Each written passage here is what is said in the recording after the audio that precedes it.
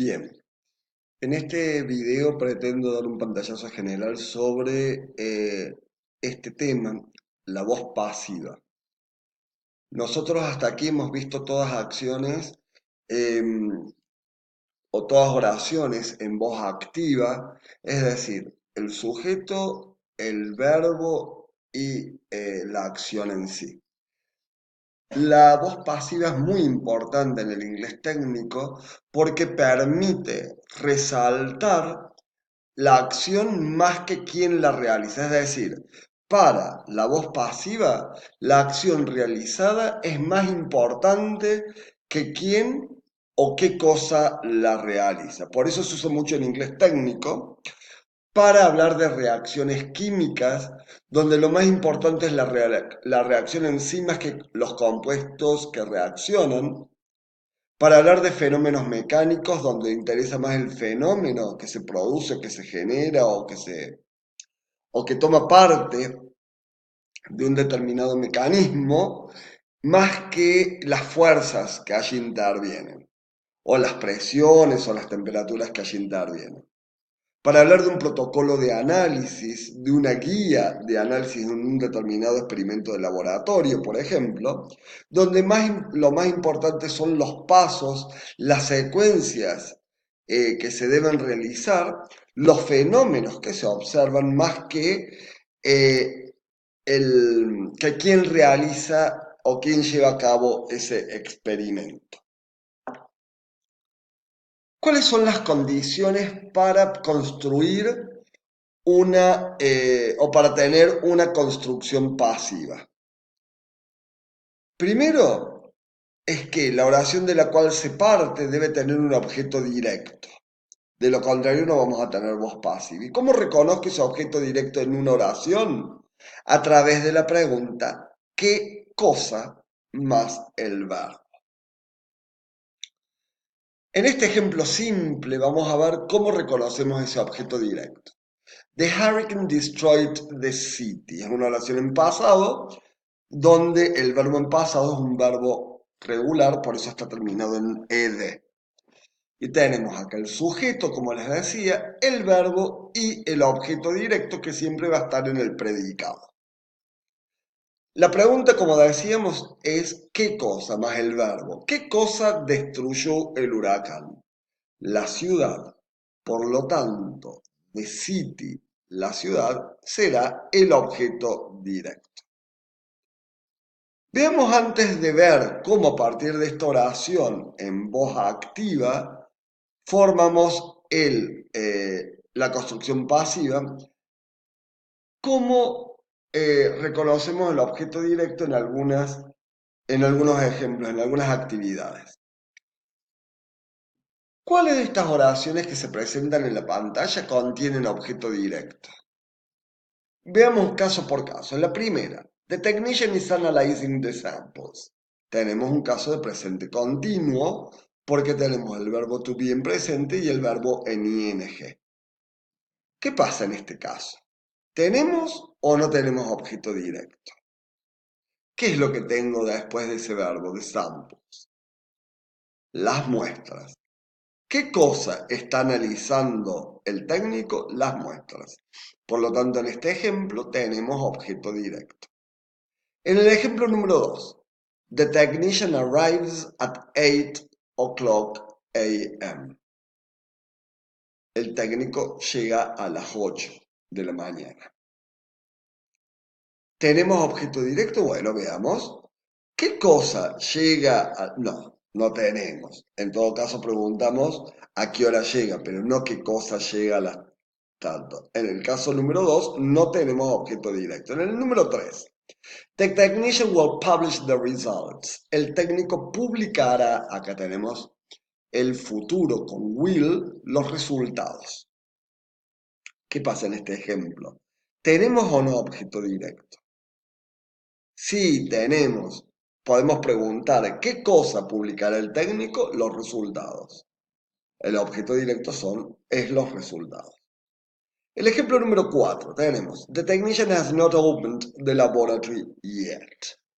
Y acá tenemos el presente perfecto, es decir, el tiempo presente del have, en este caso has porque coincide con la tercera persona, he, pero tenemos un verbo en participio regular, recuerden la tercera columna para este tiempo de verbo, irregular porque termina en ed, negativo porque al has, en este caso lo acompaña el not.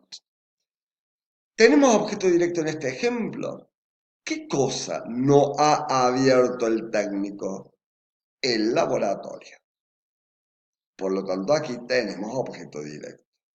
Y en el último caso, the technician works until late every day, también tenemos un caso como en el número 2, porque después de la palabra work tenemos un indica tiempo. De última, cuándo o hasta qué hora trabaja o durante cuántas horas trabaja el técnico. Pero nunca la pregunta qué cosa tenemos o tiene cabida en este último ejemplo. Bien, ahora bien, ¿cómo llegamos de estas oraciones en voz activa a la oración en voz pasiva? Dijimos que lo que más nos interesa es la acción en sí, más que quién lo realiza o qué cosa lo realiza. Entonces, el objeto directo, vamos a ver este ejemplo, que también lo tienen en el cuadernillo. Chemical disinfection kills bacteria. Fíjense, la voz activa tenemos un sujeto, la persona o cosa en este caso que realiza la acción, desinfección con productos químicos, un verbo que está en el tiempo presente simple, termina en S, y el objeto directo que forma parte del predicado. Siempre el objeto directo, recordemos que forma parte del predicado.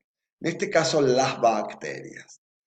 Para reconocerlo podemos preguntar qué cosa destruye la desinfección química. Sí, las bacterias. Por lo tanto, tenemos objeto directo que va a formar parte en la construcción pasiva siempre del sujeto. Fíjense acá el sujeto.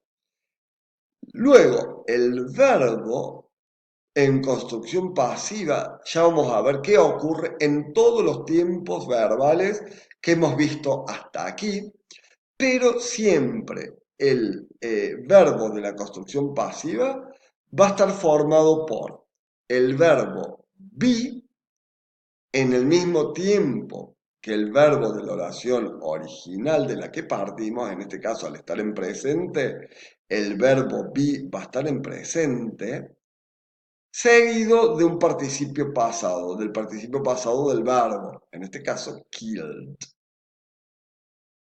¿Sí? Siempre la construcción pasiva, independientemente del tiempo verbal del que se parta, va a ser o va a estar formada por el verbo be en el mismo tiempo verbal que el verbo de la oración original.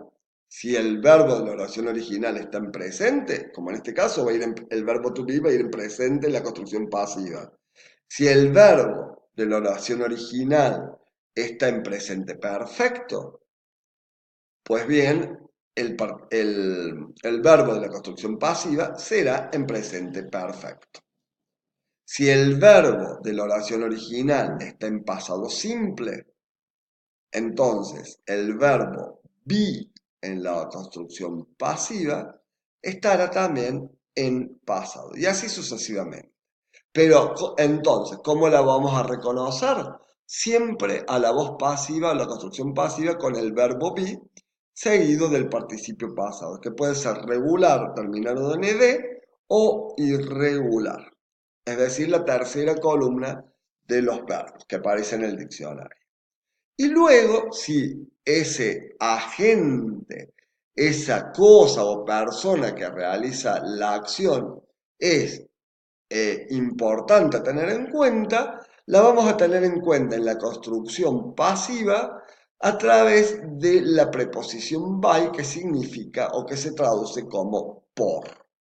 Entonces, ¿cómo lo vamos a interpretar o cómo lo vamos a traducir a esta construcción pasiva?